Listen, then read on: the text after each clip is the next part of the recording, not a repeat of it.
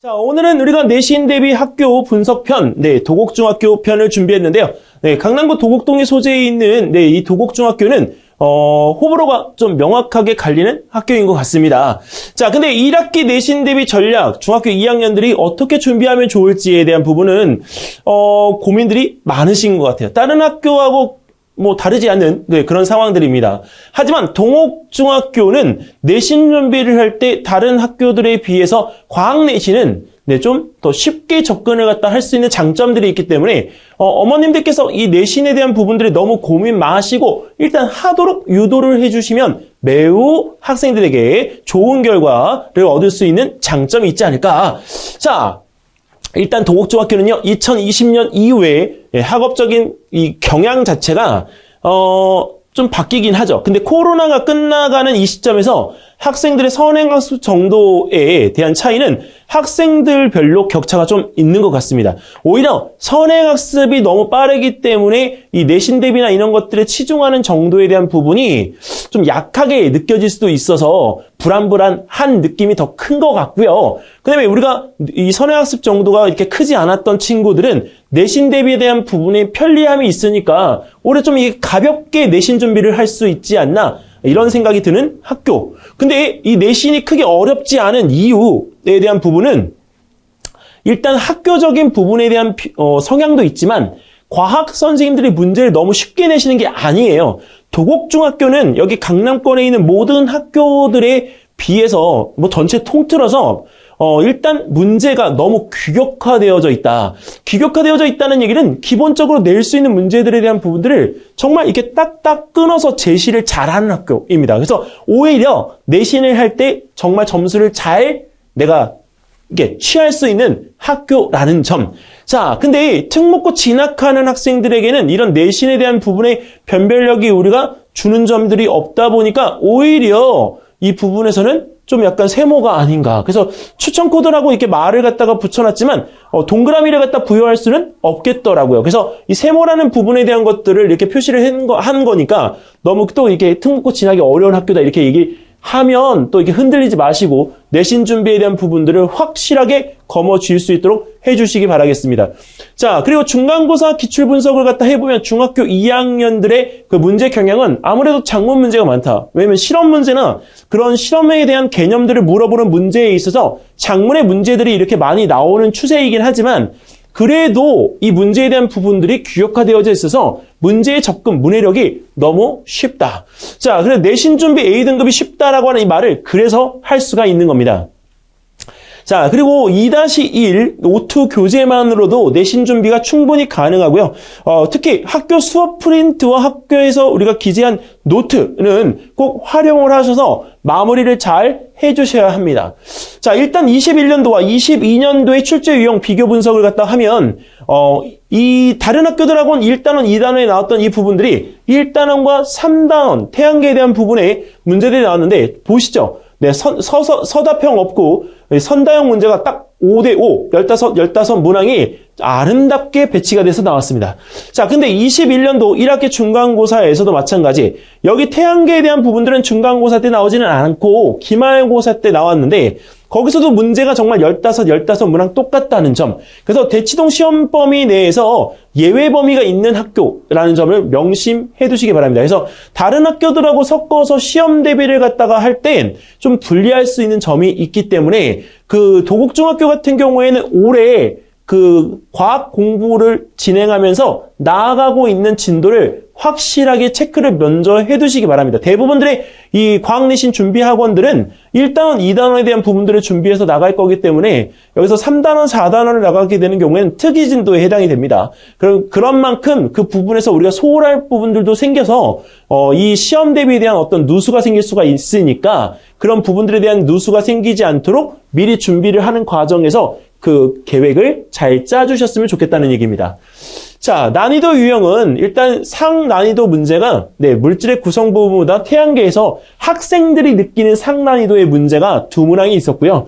그리고 중간, 그 다음에 우리가 하에 대한 문항은 고루고루 다른 학교하고 마찬가지로 고루고루 배열이 됐습니다. 그리고 아무래도 이 쉬운 문제라고 하는 이 부분들에 대한 배열이 더 크기는 하지만 일단 선행학습 정도에 대한 부분의 격차가 큰 학교이기 때문에 여기는 이 부분에서 이 시험 문제도 틀리는 학생들이 있습니다. 근데 그 부분에 대한 틀리는 이 비율이 좀 생각보다는 좀 크긴 부분들이 있어서 여기에는 이 문제에 대한 기본기라도 공부를 꼭 해서 난이도별로 본인이 어떤 문제에 취약한지를 판단을 좀 하면 좋지 않을까라는 생각이 듭니다.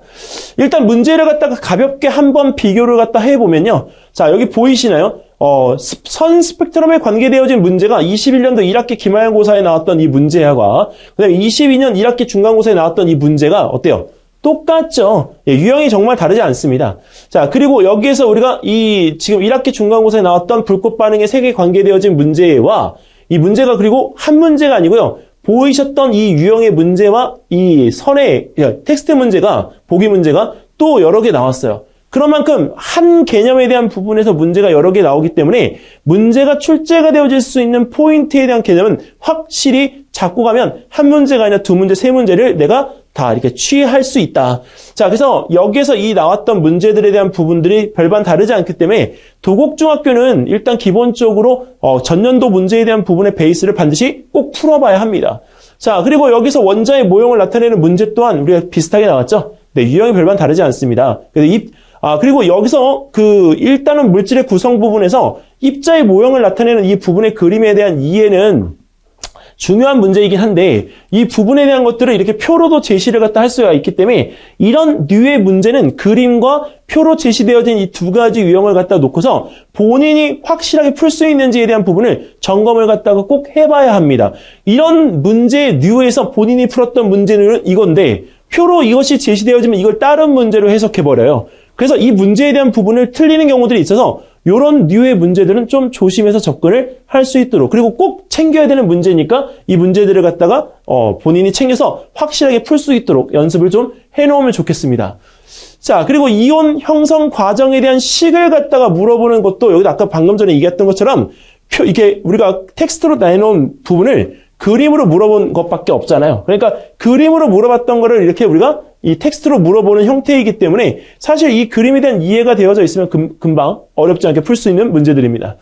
자, 그리고 이온의 이름하고 이온식을 갖다 물어보는 문제는 다른 학교에서도 문제가 다 출제되어질 수 있는 경향들인데 일단 기본적으로 이런 류의 문제에서 우리가 풀 때 완전히 선행학습이 안 되어 있는 경우는 진짜 어렵게 느껴져요. 그래서 심화에 대한 개념이 만약에 잡혀있지 않으면 이 문제에 대한 부분은 어렵게 느껴지기 때문에 제대로 공부를 꼭 하고 갔으면 좋겠습니다. 이거는 학교에서 교과서에 있는 내용만 가지고 하기에는 좀 어렵다. 그래서 이 어려운 내용들에 대한 부분들을 갖다 하길 때는 거기에 우리가 추가되어지는 개념들에 대한 심화 개념을 확실히 잡고 공부를 좀 해주셔야 됩니다. 심화 개념은 일단 기본적으로 시간 투자를 좀 하더라도 그 부분에 대한 결합들이 왜 일어나는지, 이온이 왜 이렇게 형성이 되어지는지 그 부분들에 대한 걸 그림을 그려가면서 본인이 연습해 볼 필요가 있는 문제입니다. 그거 한 번이면 딱 한 번의 시간 투자면 이런 류의 문제는 본인이 확실하게 내 걸로 만들고 갈 수 있습니다. 네. 자, 그리고 고체 물질을 갖다 녹인 후 우리가 전원을 연결했을 때 입자의 변화인데, 자, 이 지금 전해질이라고 하는 이 부분에 대한 것들을 우리가 여기서 문제를 갖다 풀어볼 때 여기서 어떻게 이렇게 우리가 보이는지 그 부분에 대한 것들을 우리가 문제인데 이 문제류는 학교에서 일단은 많이 물어보는 형태의 문제이고요. 그리고 지금처럼 이런 그림의 형태가 나오는 경우가 거의 없습니다. 그래서 이런 류의 문제가 올해 또다시 등장할 수가 있기 때문에 형태적인 거에 변화만 우리가 준 거지 내용적인 건 똑같다. 자, 그리고 분자식에 대한 물어보는 것도 내용적인 거 근데 한 가지 알려드리면 재밌는 게 21년도에 우리가 물이 나왔잖아요. 물 세 분자. 자, 여기는 암모니아 네 분자가 나왔습니다. 자, 근데 올해는 이 물에 대한 분자의 이야기가 또 나올 수가 있어요. 한 번씩 번갈아 하면서 나오기 때문에. 자, 그래서 그런 류의 문제에서 우리가 풀어보는 문제들은 별반 유형에서 벗어나지 않기 때문에 이런 문제는 딱 한 번에 우리가 정리를 깔끔하게 끝낼 수가 있습니다. 자, 여기서부터 문제입니다. 태양계에 관계되어진 문제가 나왔던 거는 황도 12궁에 대한 문제를 갖다 풀어보는데 별자리가 위치한 그 월을 우리가 물어볼 때 제일 많이 헷갈리는 부분이기 때문에 이 문제류를 갖다 이해 못하고 아예 포기하는 친구들이 있습니다. 그래서 도곡중학교에서 만약에 태양계 단원이 올해도 시험 범위에 들어가게 되면 이 단원에 관계되어진 부분에서 황도 12궁 문제만큼은 반드시 유형을 늘려서 문제의 수를 늘려서 경험을 충분히 하고 갔으면 좋겠습니다. 왜? 이 문제를 놓쳐버리면 절대 지필평가에서 좋은 점수를 얻을 수가 없어요. 그래서 이 문제에 대한 부분은 꼭 자기 걸로 만들고 태양계에서 다른 것들은 우리가 정말 이렇게 문제를 풀 수가 있는데 얘는 문제에 대한 경험치가 반드시 있어야 합니다. 자, 그리고 별의 일주운동 모습을 나타내는 문제 21년도, 22년도 똑같이 나왔던 것. 자, 그리고 여기서 이 지구 둘레를 공전하는 이 달의 그 모습에 대한 부분들도 위상 변화에 대한 부분들을 물어보고 있지만 대부분들 이 내용은 학교에서 우리가 옆에서 보는 형태의 그림으로 우리가 제시를 갖다 하고 있기 때문에 많이 틀리는 건데 이거를 갖다가 나중에 공간적인 해석을 할 때 위에서 북극을 내려다보고 있는 지구의 모습으로 해석하면요. 충분히 이거를 얼마든지 할 수가 있습니다. 그래서 이거는 어떤 문제가 나오도 다 풀 수 있어요. 모르시면 나중에 제 영상을 보세요. 확실하게 그 부분 짚어드리겠습니다. 자, 그리고 월식의 과정인데 저는 이 문제를 보고서 사실 깜놀했어요. 왜냐면 월식의 과정에 대한 부분의 순서를 물어보는 문제가 나왔는데요. 여기 이게 지금 도곡중학교 문제잖아요. 대명중학교도 이 시험 문제가 나왔었거든요. 물론 중간고사는 아니었지만 이 기말고사 때 이 문제가 나옴으로 인해서 월식에 대한 과정의 순서를 갖다가 우리가 전혀 예측을 못했던 친구들은 그 문제에 대해서 우리가 잘 알지 못하고 틀릴 수밖에 없었어요. 자, 그러니까 이 월식이 일어나는 과정에 대한 문제가 여기 있는 문제에서 제일 어려운 문제였을 거다. 왜? 알고 있는 친구들은 쉽겠지만 모르고 있는 친구들은 이 자체가 어렵게 느껴질 수밖에 없거든요. 자, 그래서 여기는 일식이 일어나는 과정의 순서에 대한 문제들처럼 일식과 월식의 과정의 그림 순서는 꼭 기억을 해뒀으면 좋겠습니다. 자, 그리고 이 태양, 달, 지구의 위치 관계 문제에 대한 부분이 나오는데 월식에 대한 부분, 일식에 관계되어진 문제가 여기 한 문제, 여기 또 한 문제 이렇게 나왔죠? 자, 그래서 이 지금 일식과 월식에 관계되어진 문제가 나왔었고 여기는 일식과 월식에 관계되어진 문제가 나왔기 때문에 도곡중학교 태양계 시험 문제가 나온다면 일식, 월식에 대한 문제는 반드시 한 문제씩 각각 출제되어질 거다.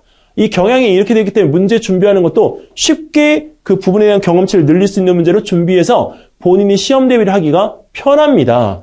자, 그리고 태양계 형성되어지는 그 물리량에 관계되어진 문제를 갖다가 이렇게 물어보는 표, 그래프도 똑같죠. 네, 그래서 전년도 시험 문제를 해당 범위 내에 있는 문제를 꼭 풀어보는 것이 매우 중요한 학교입니다. 자, 도곡중학교 내신 대비 전략 한마디로 요약을 갖다 해보면요. 전년도, 적어도 3개년도 문제는 풀어봐야 되지 않을까요? 2019년도, 2020년도, 2021년도 기출문제는 꼭 풀어보세요. 그리고 만약에 도곡중학교 시험 문제보다 좀 더 쉬운 문제를 갖다 풀어보고 싶다라고 한다면 네, 진선여자중학교 시험 문제를 풀어보시기 바랍니다. 진선여자중학교 2022년도 시험 문제는 정말 쉬웠고요. 네, 20년도, 21년도 시험 문제를 풀어보면 좀 도움이 많이 될 것 같습니다. 자, 근데 문제 난이도가 21년도에 비해 22년도가 높아진 경향이 있다고 하는데 이거는 아니에요. 이 부분에서 제가 봤을 때는 문제가 너무 쉬웠어요. 네, 그래서 일단은 기본적인 문제에 대한 경향 자체가 이 중간고사만 어려웠던 거고 기말고사 때 쉬워졌던 부분들이 있기 때문에 참고 삼아서 문제 난이도에 대한 부분에 대해서 너무 쉽게 나오는 학교라는 인식은 버렸으면 좋겠습니다. 올해 문제가 작년에 비해서 좀 난이도가 있게 나오게 되면 그 문제 준비한 학생들이 문제를 갖다가 접근하는 방식 자체에서